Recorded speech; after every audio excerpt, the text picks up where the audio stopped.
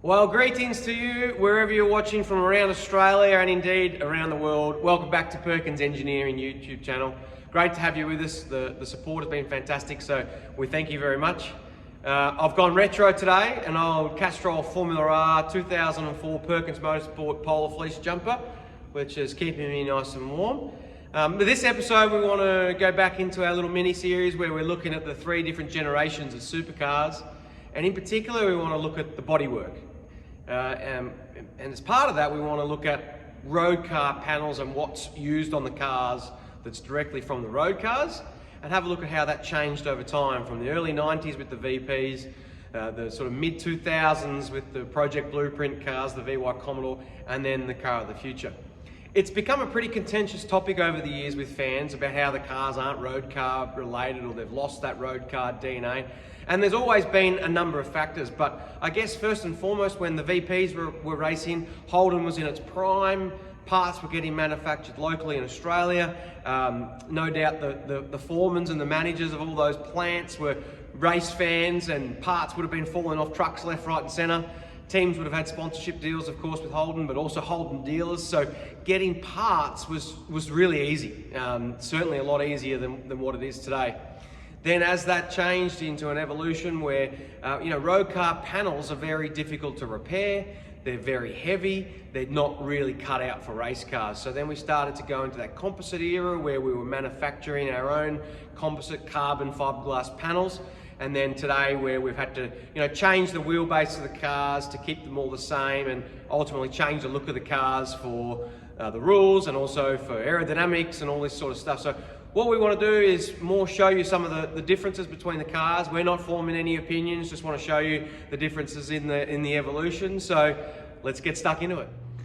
Okay, we're going to start with the VP Commodores for this part of our video, and we're lucky to have 2 of them in the workshop so we can utilize both of them for this video, which would be cool. Starting with the 1993 car, at the front straight away you can see the front spoiler. That's the only part that's kind of heavily not off the road car. It's a purpose-built race car part. It's a carbon Kevlar construction, a front spoiler, but heavily molded off the shape of the road car. So uses the little grille section at the top, and all the little body lines are all part of it. But from there on in this car, it's basically all road car parts. So the center grille section there on the ground, that's a factory Holden part. It uses the road car bonnet, headlights, side indicators, the front guards, which we'll go into a little bit of detail in another episode about how we make them work for the race cars. You'll notice the mirror isn't factory, so when this car was launched back in 93, Dad had the road car mirrors on it, but they've been changed for just one on the driver's side, so that might be a little bit of an aerodynamic tweak. We should ask Larry about that one day. But road car, Pilkington glass, road car doors, door handles. The side skirts are a racy part, but they're modelled off the sort of special vehicles body kit.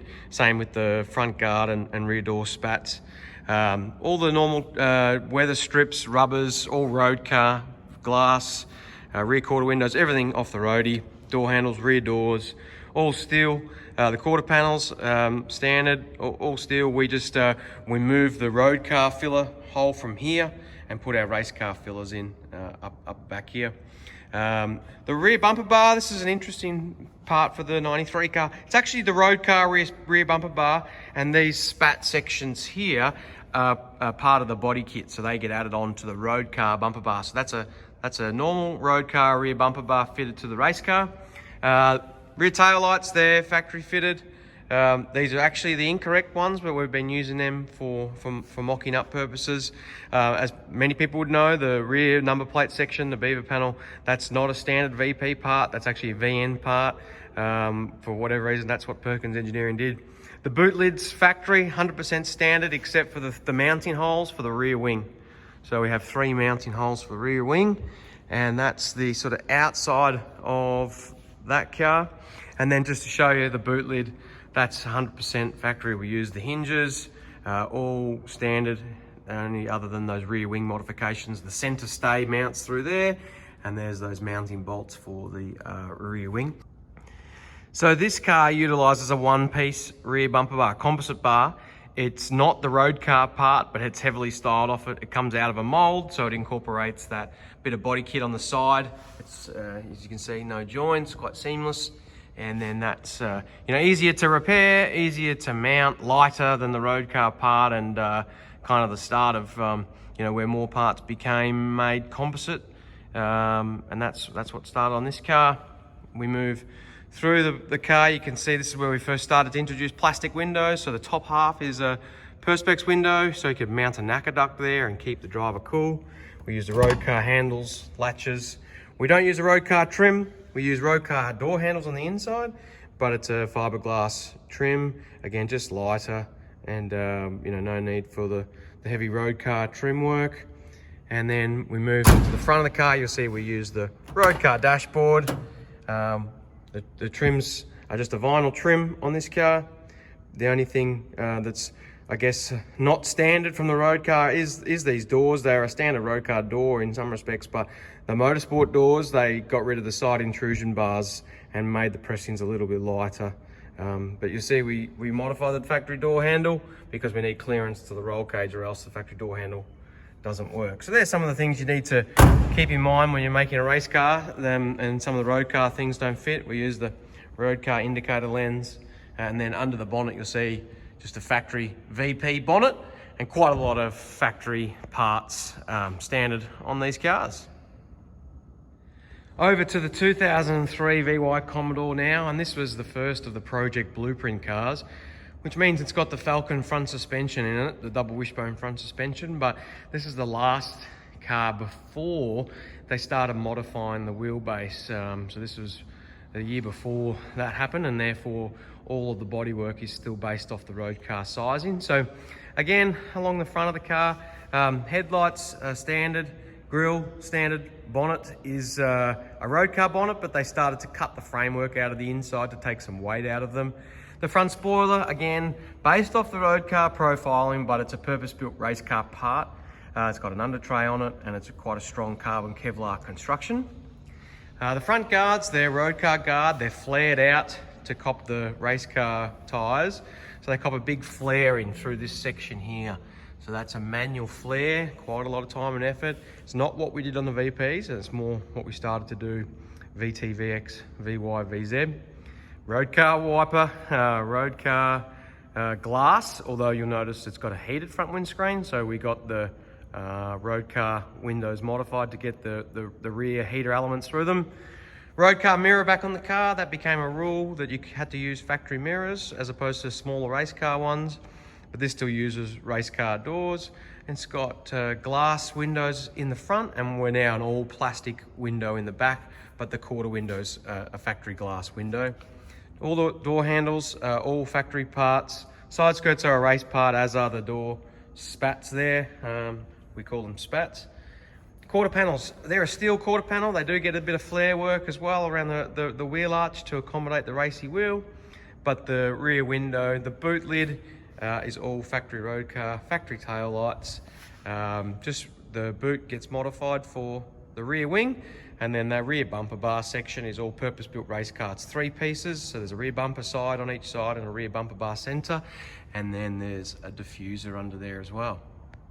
So in the boot of the 2003 car, just to show you under the skin, it's a road car boot lid. We do make the modifications for the rear wing, so it's just a reinforcement, just some basic RH steel to help mount the rear wing, so there's no deflection there where the rear wing's doing its thing. And road car hinges, and all road car doors, the standard latches, and we don't use road car trims. Again, we don't use them because they're heavy. We don't use the power windows. We modify the door handles for clearance to the body, the roll cage, and we blank off the mirror on this side at some circuits. So that's the bodywork on the 2003 car. I'll just quickly show you underneath the bonnet, and you'll be able to see where we modify and cut out that frame just to make it lighter. And that's that.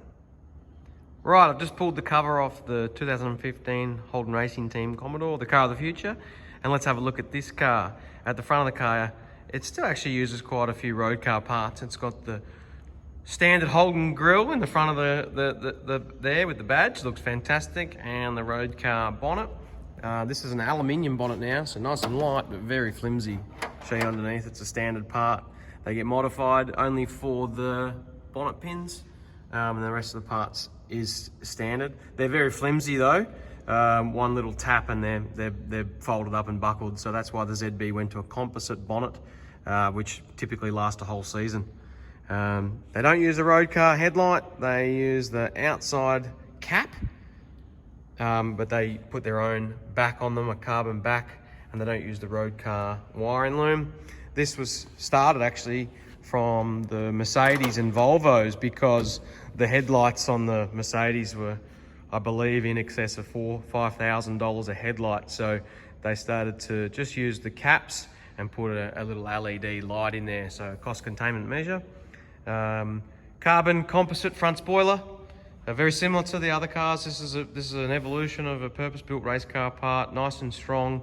They start to really lean on the ride heights and the aero in this era, so they need to be very strong for that. Composite front guard, so it uses a road car bit of detail in the side, the indicator, but it's a composite front guard out of a mold, nice and light, easy to repair, easy to manage. Plastic perspex windows, front, rear, and in the sides. Again, safety, weight, very good little things.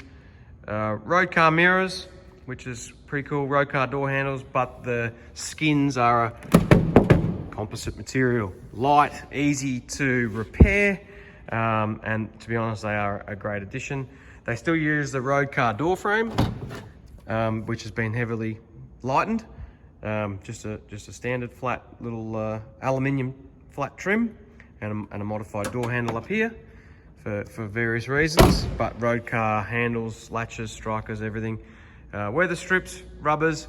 If you look closely, there's a join in here in the road car part, and a join here, which is where they shorten the car for the wheelbase. So the Commodore has shorter rear doors than the road car. Side skirts are a purpose-built race car part, as are the quarter panels. They're still a composite part, so very easy to repair, very easy to manufacture, but they'd still use the road car taillights. Road car boot, obviously the wing is a race car part, as is the rear spoiler sections, the rear bar with the diffuser. It's a purpose-built race car part, and again, composite quarter panel on the other side.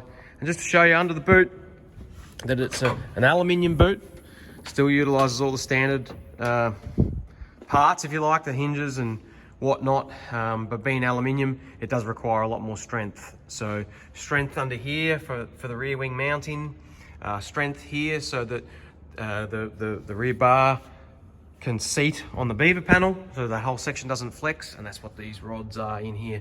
They're basically supporting the hinges through the rear chassis rail, so when the rear wing's creating a lot of downforce, the whole boot doesn't just deteriorate, and that's what that is.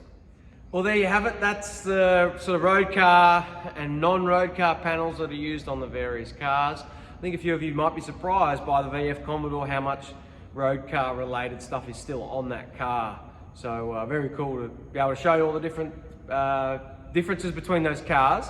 And we look forward to bringing you more and more episodes. We're going to be doing episodes on the front spoilers, so we'll take them off the car and show you what they're all about. We've got the front suspension, rear suspension, and a whole lot more. So stay tuned to the Perkins Engineering YouTube channel. Like and subscribe us. Jump on our website, perkinsengineering.com.au. Check our latest products for all the latest gear that's for sale on there. And again, thank you very much for your support. We look forward to bringing you more videos.